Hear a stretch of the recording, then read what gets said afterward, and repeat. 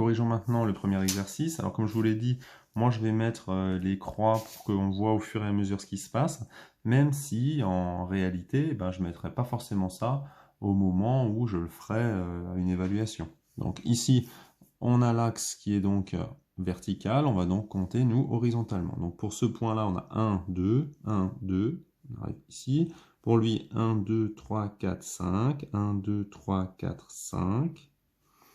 On compte maintenant pour ce point, 1, 2, 3, 4, 5, 6, 1, 2, 3, 4, 5, 6. On continue ici, 1, 2, 3, 4, 1, 2, 3, 4. Donc on voit qu'au fur et à mesure, je compte tous les points et on verra après comment ça se passe. 1, 2, 3, 4, 5, 1, 2, 3, 4, 5. On compte ici, 1, 2, 3, 4, 5, 6, 7. 1, 2, 3, 4, 5, 6, 7.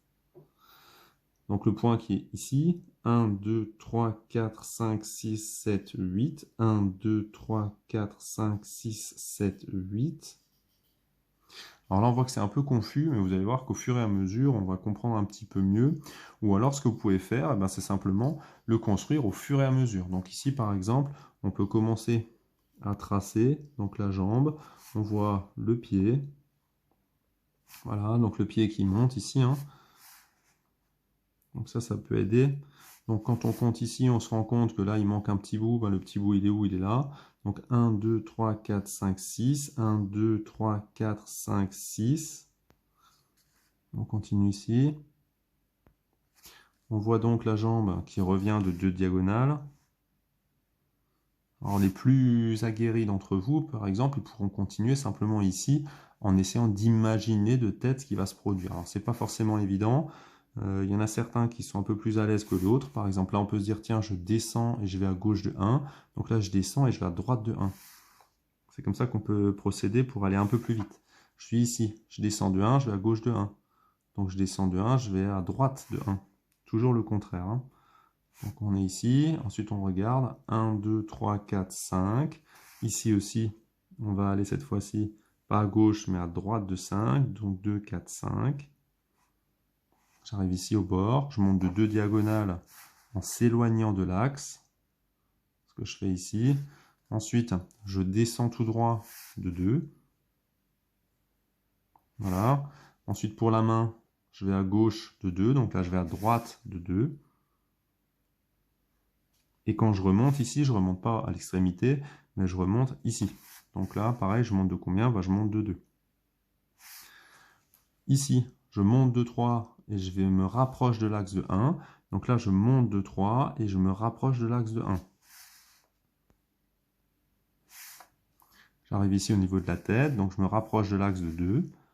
Alors moi, je parle toujours par rapport à l'axe, comme ça m'évite de compter à gauche ou à droite, et ça m'évite des erreurs. Ensuite, ici, je descends de 1 et je me rapproche de l'axe de 1. Donc je descends de 1 et je me rapproche de l'axe de 1. J'arrive ici, donc ici je descends de 2 et je me rapproche de l'axe de 1. Donc je descends de 2, je me rapproche de l'axe de 1. On est là, donc qu'est-ce qu'on a?